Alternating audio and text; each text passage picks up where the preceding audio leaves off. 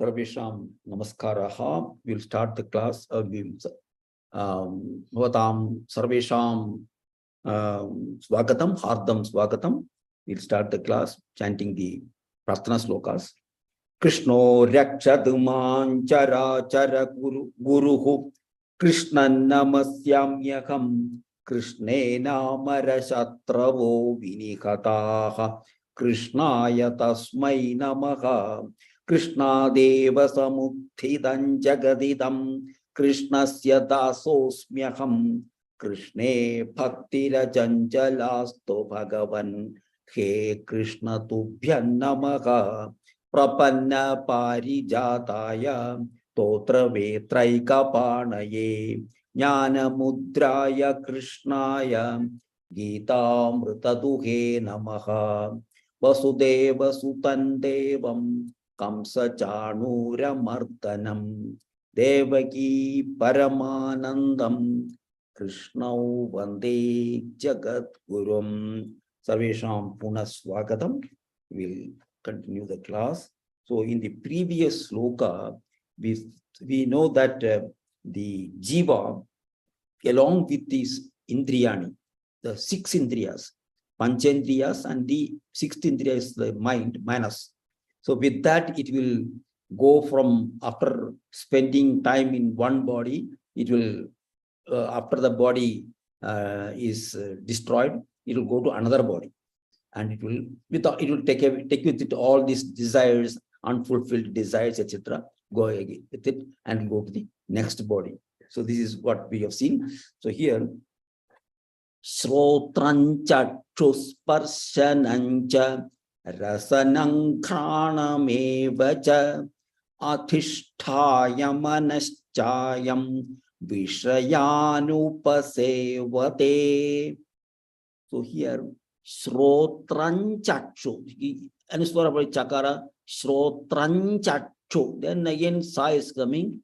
So, Srotranchakshus Sparshanancha Rasananghanamevacha. All this Anuswara, after that, these rules will come. Athisthaya. Athisthaya. This is both are Mahapranas.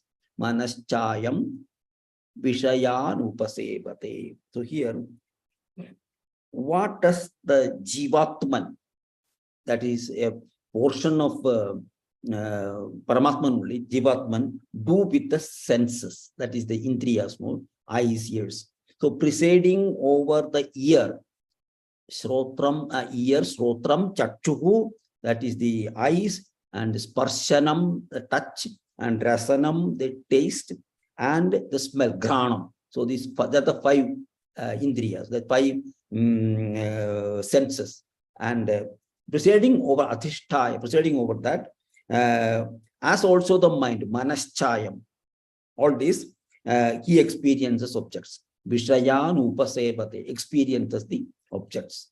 Using these instruments, these five Indriyas and mind.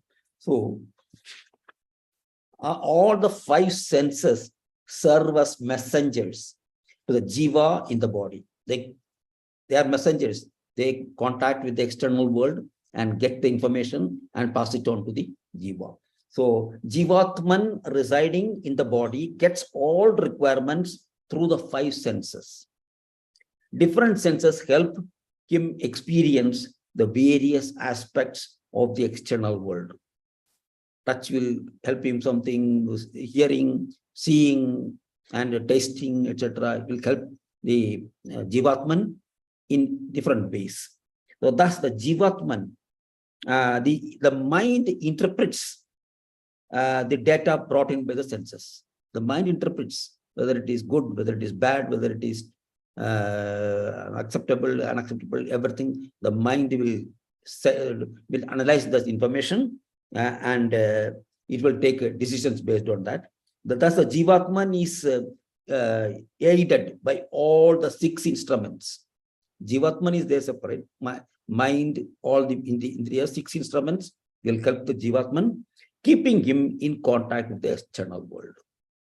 So this is what is happening with respect to all these Indriyas. So this is the way the Jivatman is employing the senses to get information and also to contact with the external world. We'll continue.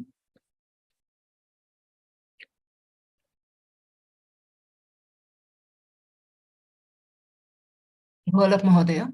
Shrotrancha chusparshanancha.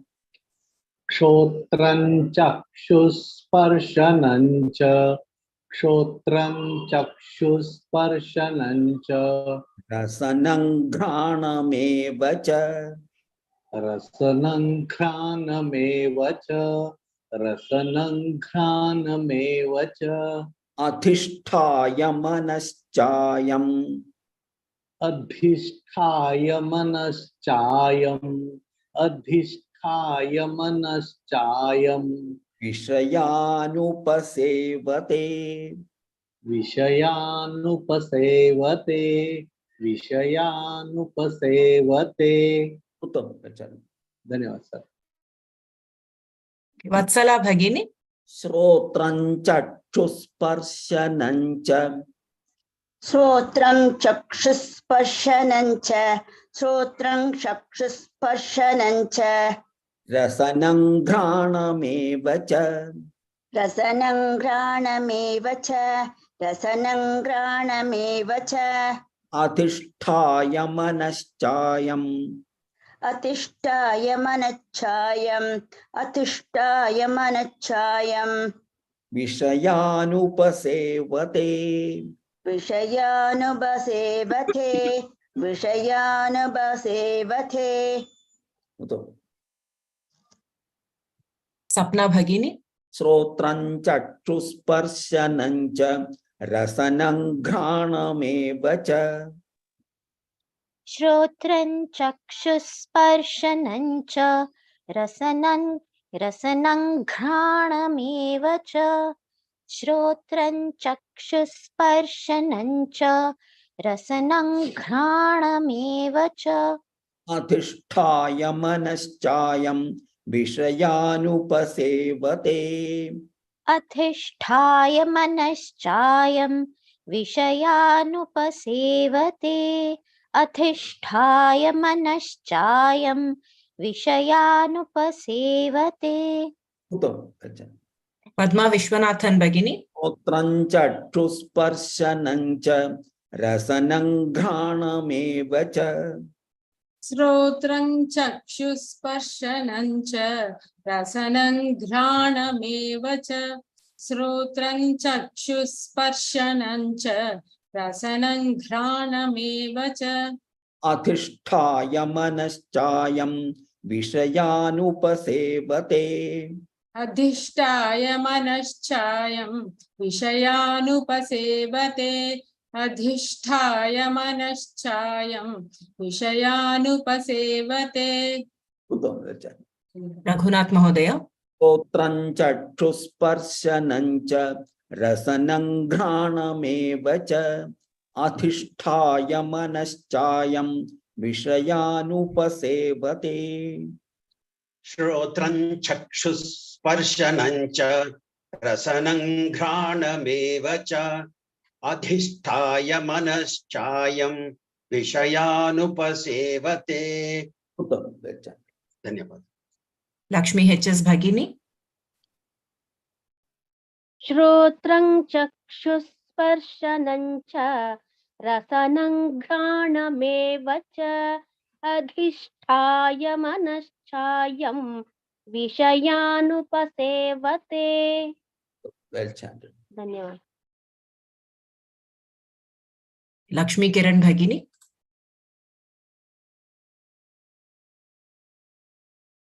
Lakshmi Kiran Bhagini. Srotran chakshan parshanam cha rasanam ghranameva cha. Adhisthaya manaschayam vishayanupasevate. Uttam. We go to the next sloka.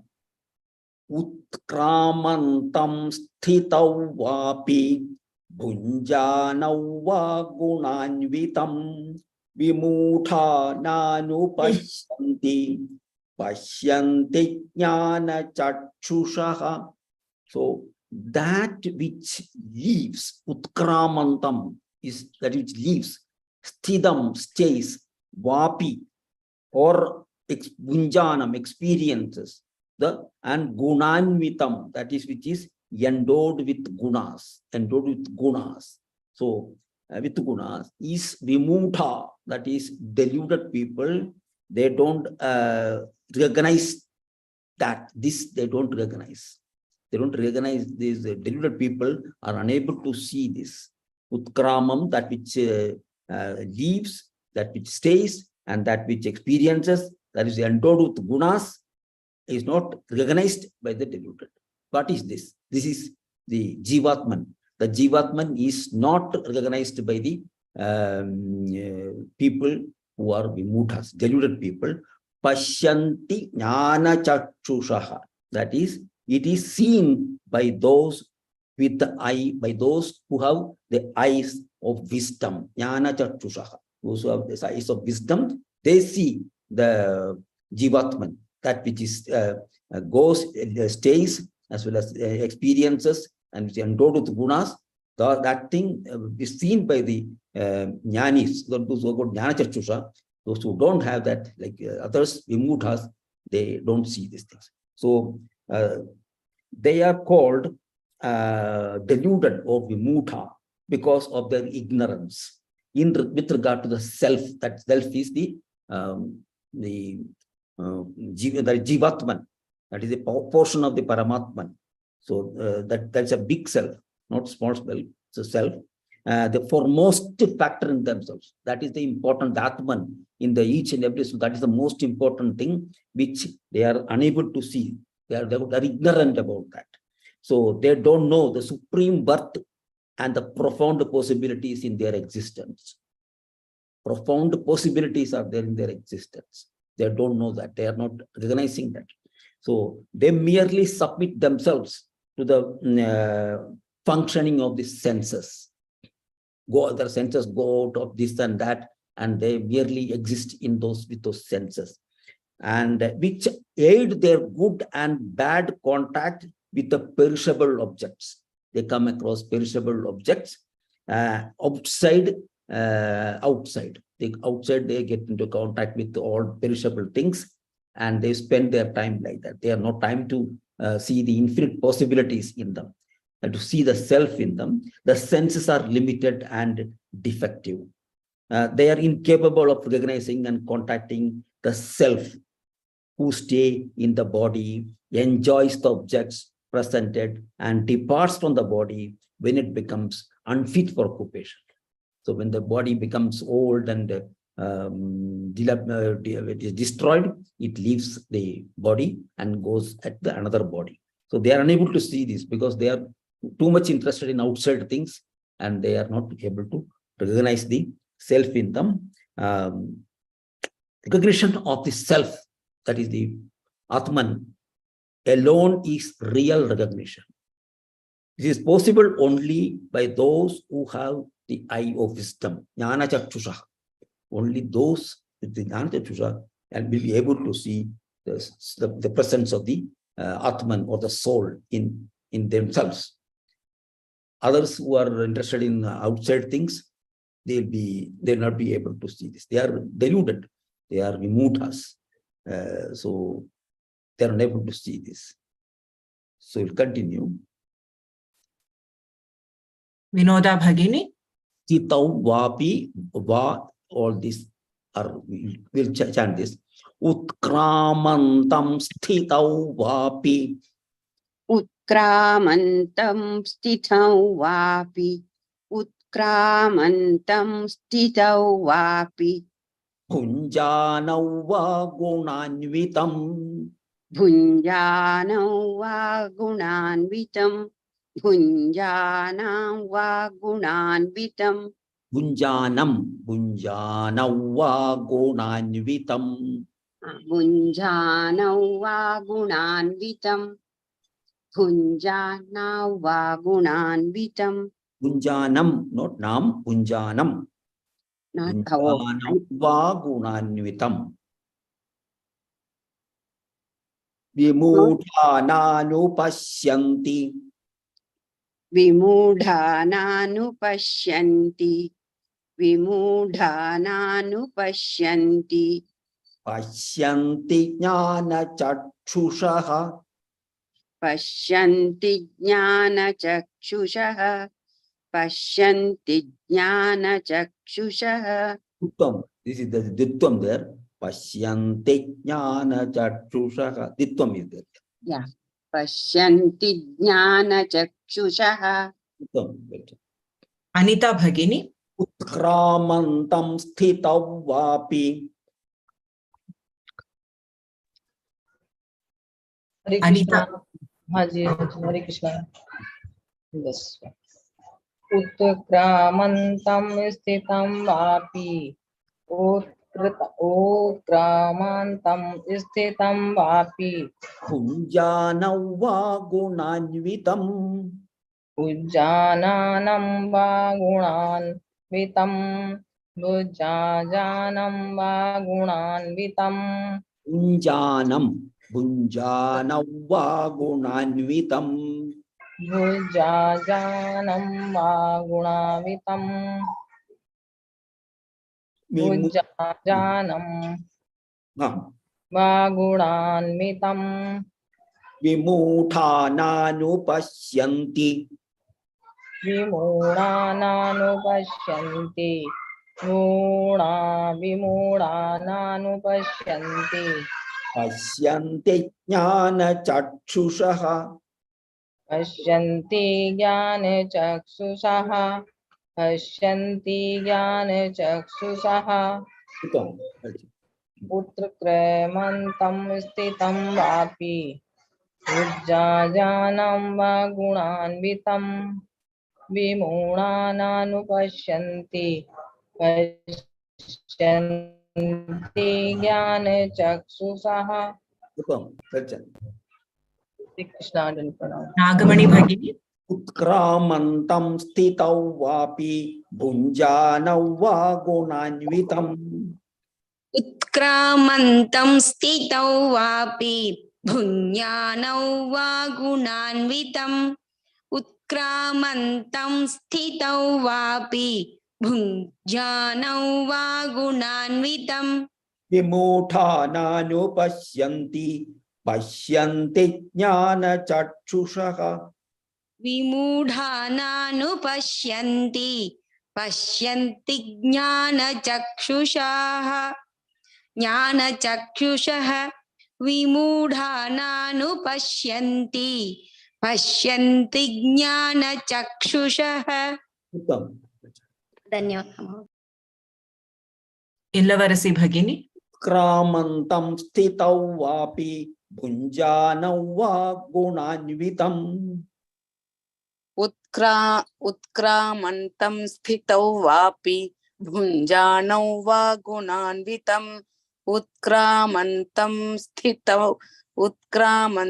स्थितौ वापि भुञ्जानौ वा गुणान्वितम् Vimuthananupashyanti.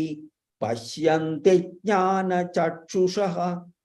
विमूढानानुपश्यन्ति पश्यन्ति ज्ञानचक्षुषः विमूढानानुपश्यन्ति पश्यन्ति ज्ञानचक्षुषः Dittam. Galcha. Anasuya Bhagini. Kramantam sthitav vapi bhunjanav va gunanvitam. Vimuthananupashyanti. Pashyanti jnana-chakshushaha. उत्क्रामन्तं स्थितौ वापि भुञ्जानौ वा गुणान्वितं विमूढानानुपश्यन्ति पश्यन्ति ज्ञानचक्षुषः उत्क्रामन्तं स्थितौ वापि भुञ्जानौ वा गुणान्वितं विमूढानानुपश्यन्ति पश्यन्ति ज्ञानचक्षुषः धन्यवादः Padma Vishwanathan Bhagini. उत्क्रामतौ स्थितौ वापि भुञ्जानौ वा गुणान्वितं विमूढानानुपश्यन्ति पश्यन्ति ज्ञानचक्षुषः Uttam. Gotcha. Sapna Bhagini.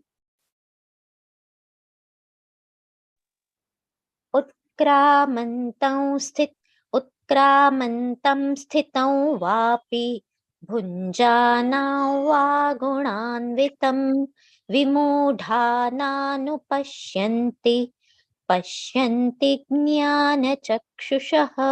Uttam. Gotcha. धन्यवाद. Sloka. So here, how to obtain the eye of wisdom? That previous sloka we told jnana chakshushaha, how to obtain that eye of wisdom. The process is like this.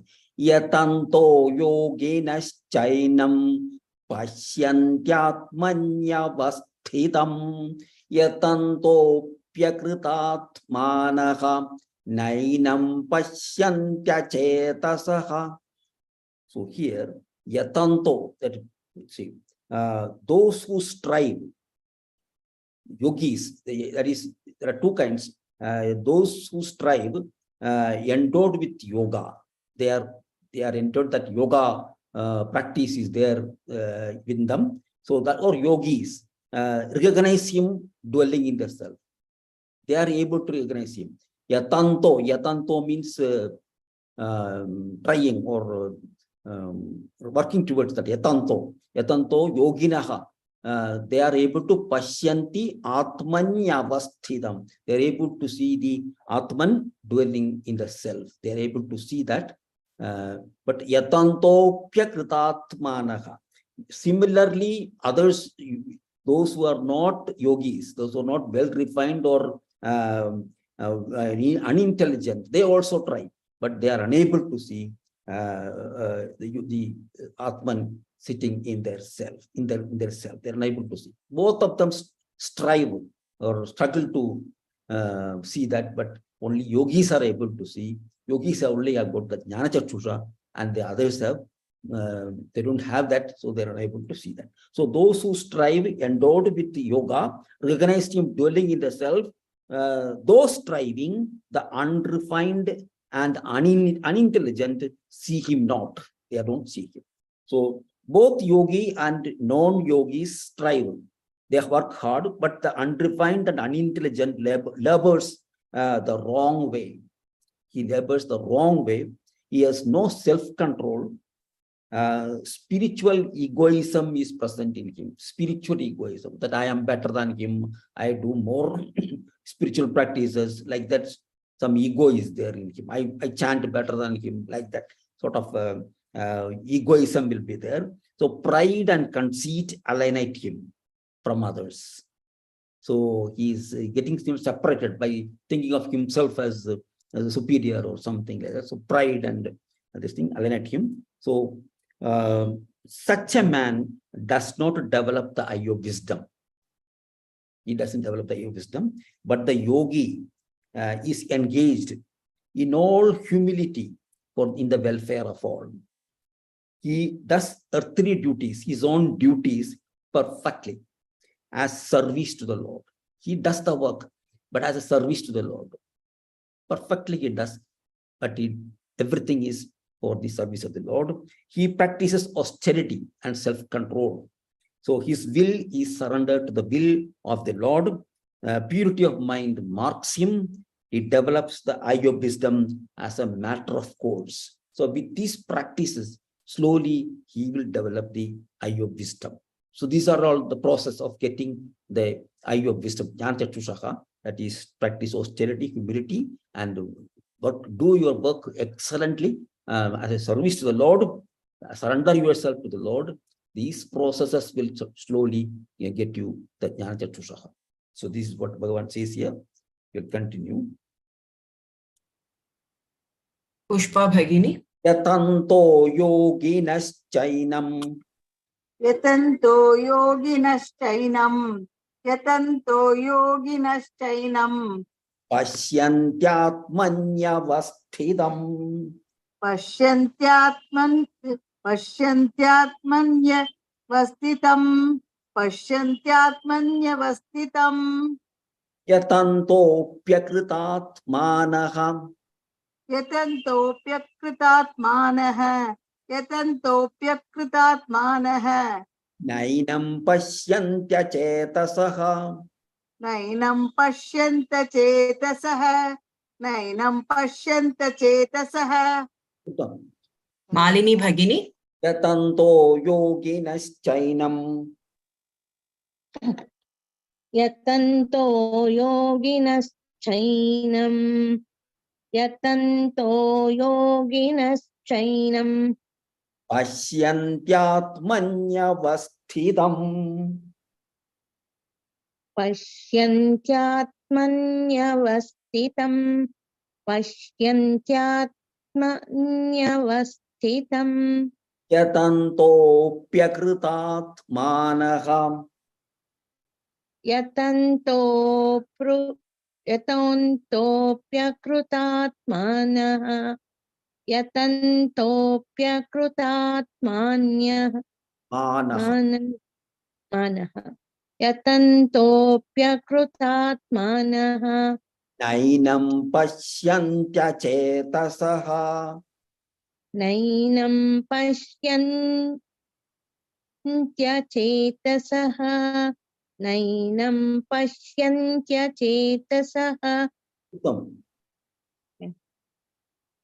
भोलप् महोदय यतन्तो योगिनश्चैनं पश्यन्त्यात्मन्यवस्थितम् यतन्तो योगिनश्चैनं पश्यन्त्यात्मन्यवस्थितम् यतन्तो योगिनश्चैनं पश्यन्त्यात्मन्यवस्थितम् यतन्तोऽप्यकृतात्मानः नैनं पश्यन्त्यचेतसः यतन्तोऽप्यकृतात्मानः नैनं पश्यन्त्यचेतसः यतन्तोऽप्यकृतात्मानः नैनं पश्यन्त्यचेतसः उत्तमम्।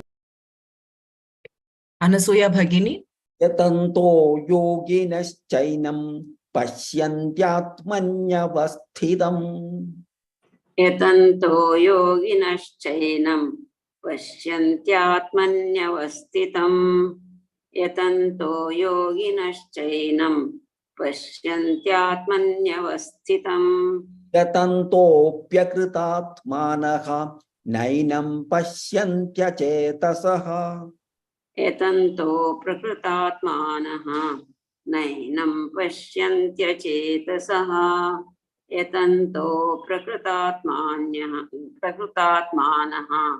नैनं पश्यन्त्यचेतसः यतन्तोऽप्यकृतात्मानः यतन्तोऽप्यकृतात्मानः नैनं पश्यन्त्यचेतसः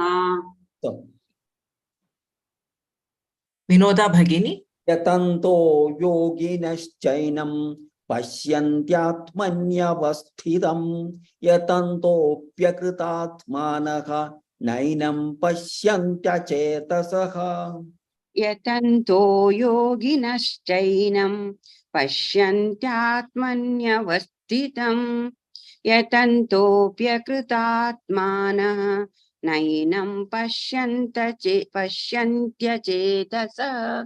उत्तमम्। लक्ष्मी HS भगिनी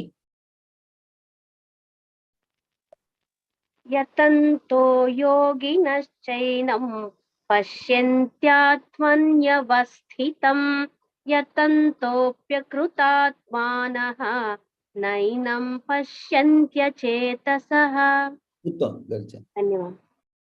लक्ष्मी किरण भगिनी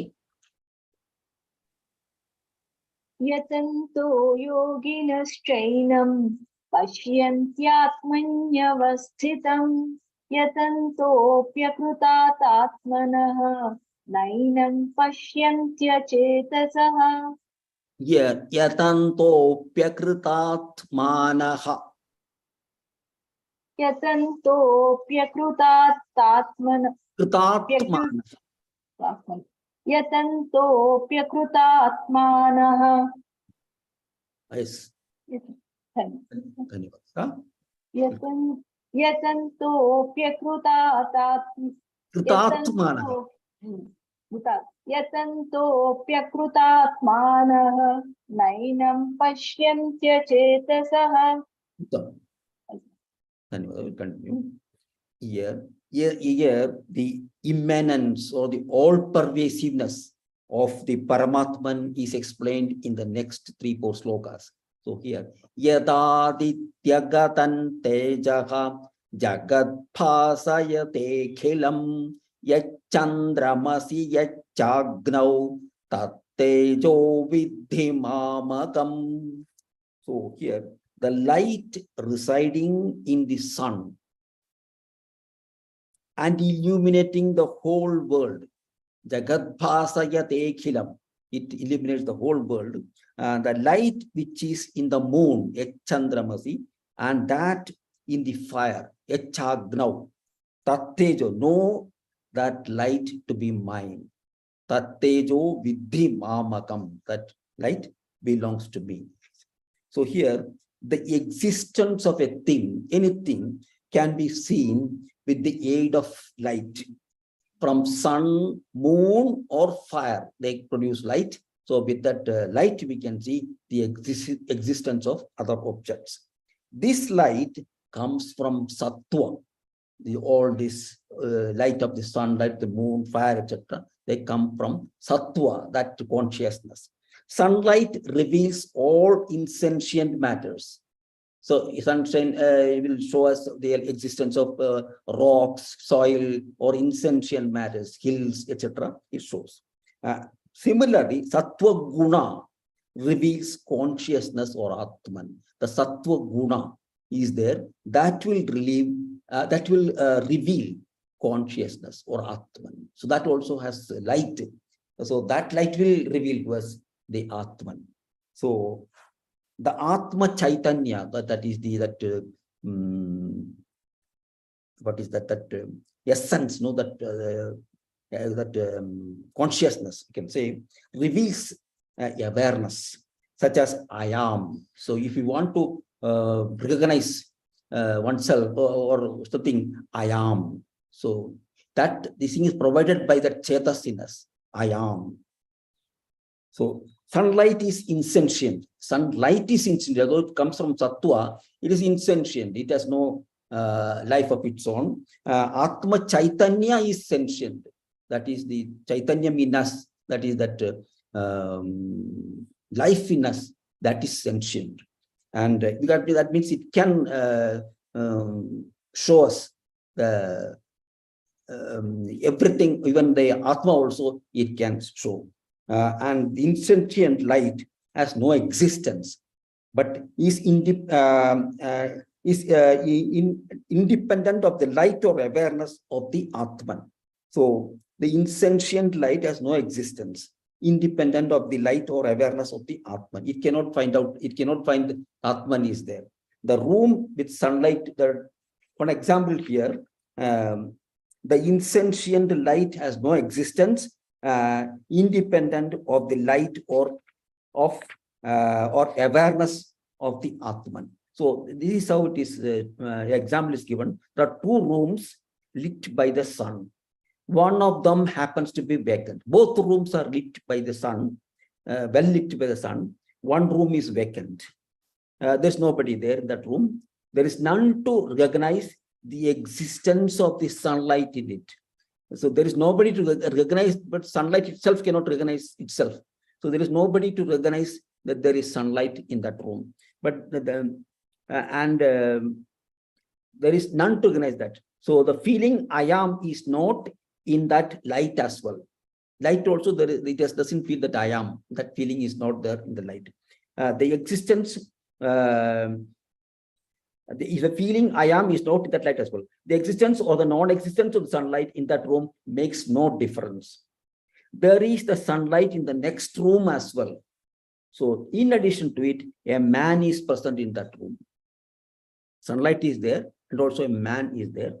He witnesses his own existence there. He feels that he is in that room. He knows that he is in that room and is existing in that room, and also the existence of the sunlight in that room.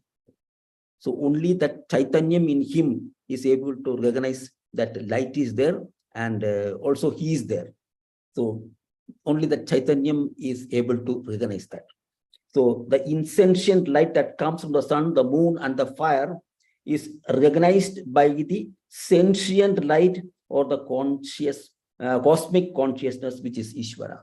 So we are able to recognize the presence of the light because of the consciousness that is in every one of us. The light known as the intelligence of the knower, that is intelligence of the knower, reveals the existence of the object known. The sun, the moon, and the fire are all objects known and revealed by Atman, the knower. That is, the Atman in us is able to recognize the presence of light in sun, moon, and also fire. It is also able to recognize that I am. So it is the only agency which can recognize things. Other light is there, still light cannot recognize things. Yeah, there should be additional Chaitanyam should be there to recognize the presence of light. So this is the Atma Chaitanya. That is what Bhagavan is telling in this sloka. We'll continue.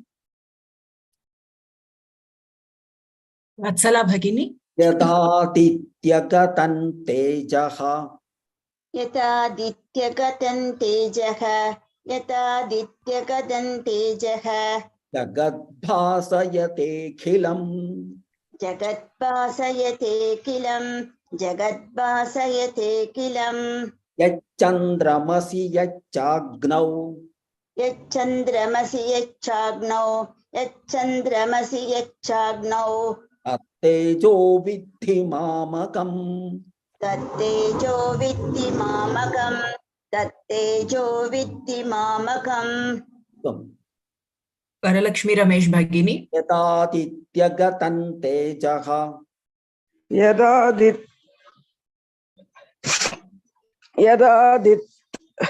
Yadadityagatan tejaga jagatpasayate kilam. Yadadityagatan tejaga jagatpasayate kilam. Yachandramasi yachagnau. Tattejo vidhi mamakam. Yachandramasi yachagnau. Tattejo vidhi mamakam. Yachandramasi yachagnau.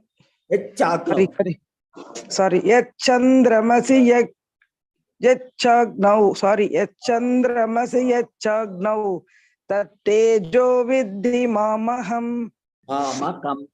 Mamakam. Yes. Illavarasi Bhagini. Yadadityagatan tejaha jagadbhasayate khilam. Yata dityakatam tejaha jagadbhasayate khilam. Yata dityakatam tejaha jagadbhasayate khilam. Yachandramasi yachagnau. Tattejo vidhi mamakam. Yachandramasi yachagnau. Tattejo vidhi mamakam. Yachandramasi yachagnau.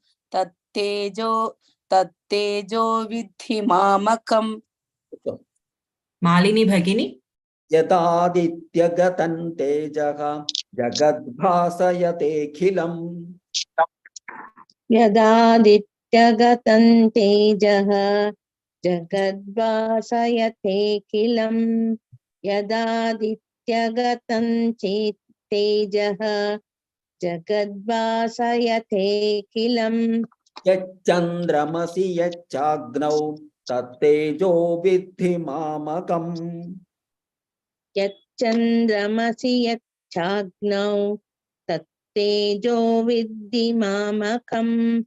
Yachandramasi yachagnau. Tattejo yachagnau.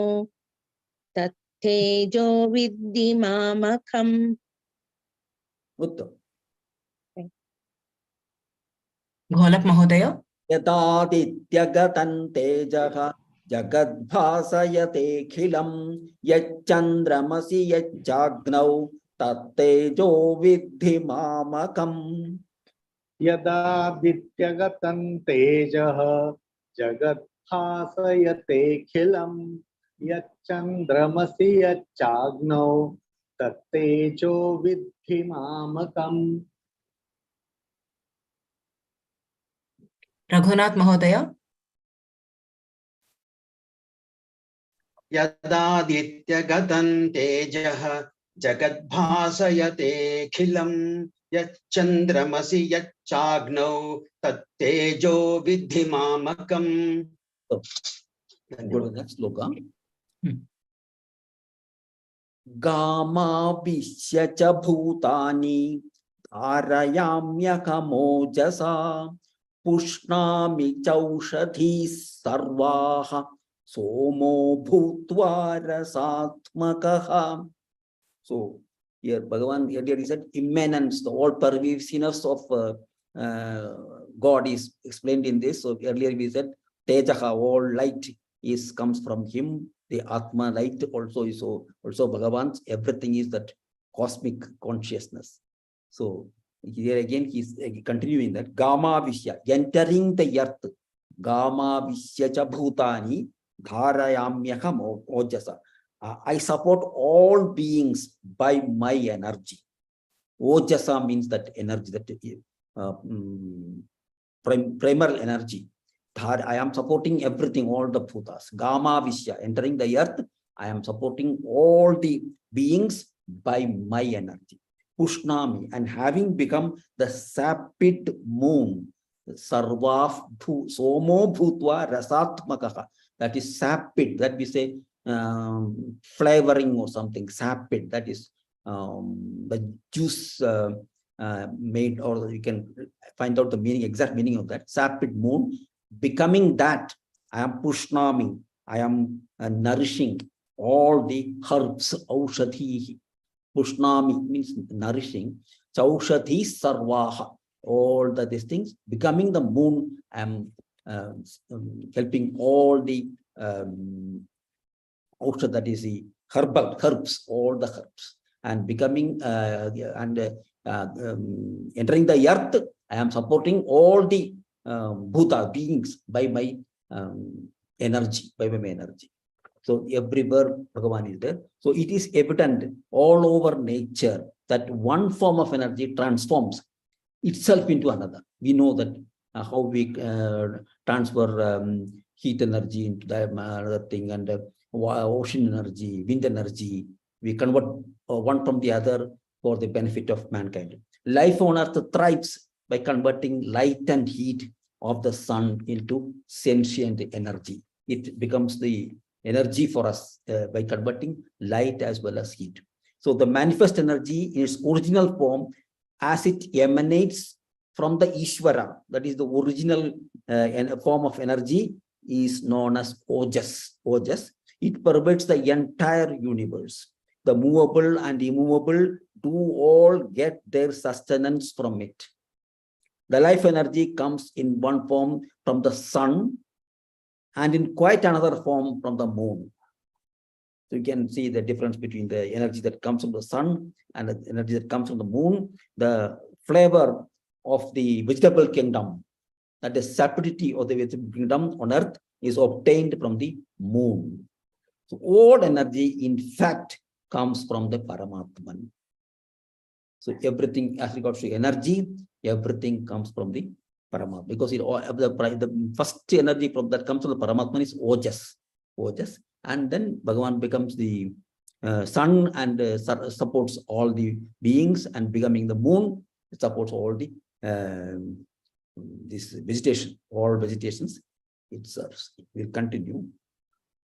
Pushpa Bhagini. Kama vishya cha bhutani. Gama vishya cha bhutani. Gama vishya cha bhutani. Dharayamyaham ojasa. Dharayamyaham ojasa. Dharayamyaham ojasa. Pushnami chaushadhi sarvaha. Pushnami chaushadhi sarvaha. Pushnami chaushadhi sarvaha. Somo bhutva rasatmakaha. Somo bhutva rasatmakaha. Somo bhutva rasatmakaha. Uttam. Anita Sharma Bhagini. Kama vishya cha bhutani. गाम विषय च भूतानि गाम विषय च भूतानि Dharayamyahamojasa. धार्यम्याहममोजसः धार्याम्याहममोजसः Pushnami chaushadhi sarvaha.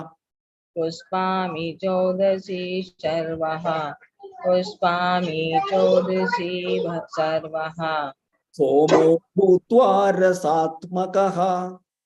सोमो भूत्मारसात्मकः सोमो भूत्मारसात्मकः Uttam. Illavarasi Bhagini. Kama vishya cha bhutani. Dharayamyahamojasa. Kama vishya cha bhutani dharayam yaka mojasa gama vishya cha bhutani dharayam yaka mojasa. Pushnami chaushadhi sarvaha. Somo bhutva rasatmakaha. Pushnami chaushadhi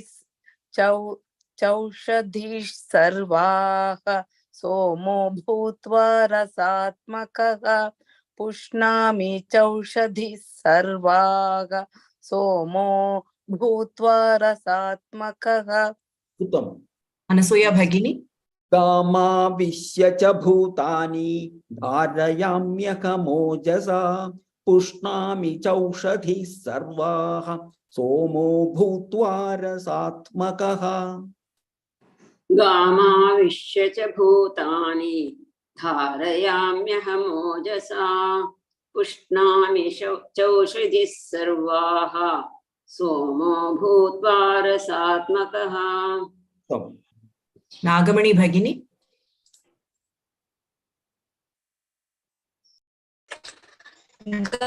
गामाविश्य च गामाविश्य च भूतानि धारयाम्यहमोजसा पुष्णामि चौषधिः सर्वाः सोमो भूत्वा रसात्मकः Pushnami is Hraswa. Chaushadhi is Dirgha.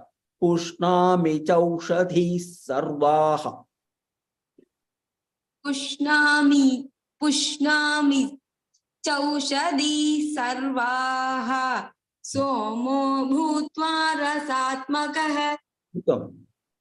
धन्यवादः Hema Bhagini.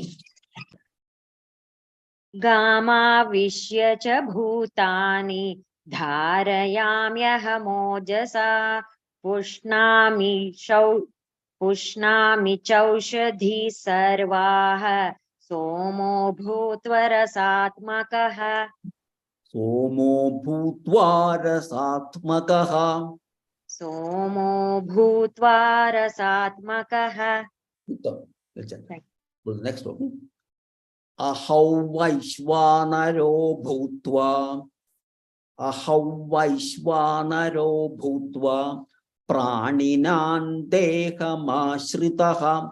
Here praninam is not, many people praninam, they will say praninam. Praninan dehamashritaha. Pranapana samayuktaha.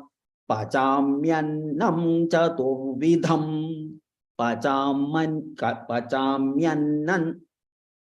Pachamyannan chaturvidham. So here Bhagavan says, abiding in the body, dehamashritaha, abiding in the body of living beings, bhutva, praninam is all living beings, abiding in their body, as Vaishvanara. I'm bhutva, as a Vaishvanara, I am residing in the bodies of all, and associated with the prana and apana. Prana and apana yuttaha. Pachamyan, I digest. Pachamyannan chaturvidham. Pachamyannan chaturvidham. 4 kinds of foods I digest by prana and apana samayuktaha, and I digest 4 kinds of foods. So the energy which remains in bodies of beings as warmth, body has got warmth, and aids digestion of food is known as Vaishvanara. That warmth in the body that aids in the digestion of food is called Vaishvanara. This energy is also called Jataragni. Jataragni, the gastric fire. The gastric fire. It is aided by the breath that is going on incessantly. That the breath that we are taking, pranapana samayuktaha, the breath that we are taking incessantly, this aid the process of that gastric fire. It aids. Food is eaten by 4 ways. One is masticating, that is maybe chewing or some chewing, masticating, and sucking, licking, and swallowing. These are the 4 ways people take food. Based on the nature of the food, they take food in these 4 ways. I said, Pachamyannan chaturvidham. So the water, earth, fire, and air constitute the food in 4 different ways. Except Akasha, water, earth, fire, and air all contribute in the preparation of the food in 4 different ways. They contribute to that. So this is how the Bhagavan's this thing is there in every possibility, in everywhere he is there. That's what Bhagavan wants to tell in this. We'll continue. Gholak Mahodaya. Ahau Vaishvanaro Bhutva. Ahau Vaishvanaro Bhutva. Ahau Vaishvanaro Bhutva. Praninan Dehamashritaha. Praninan Dehamashritaha. Praninan Dehamashritaha. Pranapana Samayuktaha. Pranapana Samayuktaha. Pranapana Samayuktaha. Pachamyannan chaturvidham. Pachamyannan chaturvidham. Pachamyannan chaturvidham. Padma Vishwanathan Bhagini. Ahau Vaishvanaro Bhutva Pranina. Sorry. Ahau Vaishvanaro Bhutva. Ahau Vaishvanaro Bhutva. Ahau Vaishvanaro Bhutva. Praninan Dehamashritaha. Praninan Dehamashritaha. Praninan Dehamashritaha. Pranapana Samayuktaha. Pranapana Samayuktaha. Pranapana Samayuktaha. Pachamyannan chaturvidham. Pachamyannan chaturvidham. Pachamyannan chaturvidham. Uttam. Well done. Nagamani Bhagini. Ahau Vaishvanaro Bhutva Praninan Dehamashritaha. Aham Vaishvanaro Bhutva Praninan Dehamashritaha. Aham Vaishvanaro Bhutva Praninan Dehamashritaha. Pranapana Samayuktaha. Pachamyannan chaturvidham. Pranapana Samayuktaha. Pachamyannan chaturvidham. Pranapana Samayuktaha. Pachamyannan chaturvidham. Dhanyawad. Lakshmi Kiran Bhagini. Ahau Vaishvanaro Bhutva Praninan Dehamashritaha.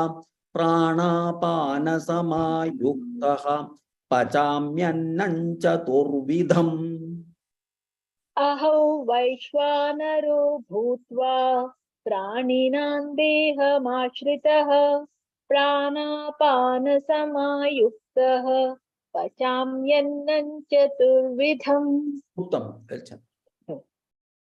Hema KR भगिनी। अहौ वैश्वानरो भूत्वा प्राणिनां देहमाश्रितः प्राणापानसमायुक्तः पचाम्यन्नं चतुर्विधम्। उत्तम। रघुनाथ महोदय। अहौ वैश्वानरो भूत्वा प्राणिनां देहमाश्रितः प्राणापानसमायुक्तः पचाम्यन्नं चतुर्विधम्। उत्तम। धन्यवादः। I will just fast I will do it. Shrotran chakshusparshanam cha rasanam ghranameva cha athishthaya manaschayam vishayanupasevate utkramantam sthitav vapi bhunjanau va gunanvitam vimudhananupashyanti पश्यन्ते ज्ञानचक्षुषः यतन्तो योगिनश्चैनं पश्यन्त्यात्मन्यवस्थितं यतन्तोऽप्यकृतात्मानः नैनं पश्यन्त्यचेतसः यदादित्यगतं तेजः जगद्भासयतेऽखिलं यच्चन्द्रमसि यच्चाग्नौ तत्तेजो विद्धि मामकं मा गामाविश्य च भूतानि धारयाम्यहमोजसा पुष्णामि चौषधीः सर्वाः सोमो भूत्वा रसात्मकः अहौ वैश्वानरो भूत्वा प्राणिनां देहमाश्रितः प्राणापानसमायुक्तः पचाम्यन्नं चतुर्विधम्. Samapayamah. We'll conclude with the Shanti mantra. Om Purnamadah Purnamidam Purnat Purnamudachyate Purnasya Purnamadaya Purnameva Vasishyate. Om Shanti Shanti Shanti. धन्यवादः पुनः नमः राम राम राम धन्यवादः महोदय राम राम राम महोदय धन्यवाद महोदय। नमः। धन्यवादः महोदय धन्यवाद।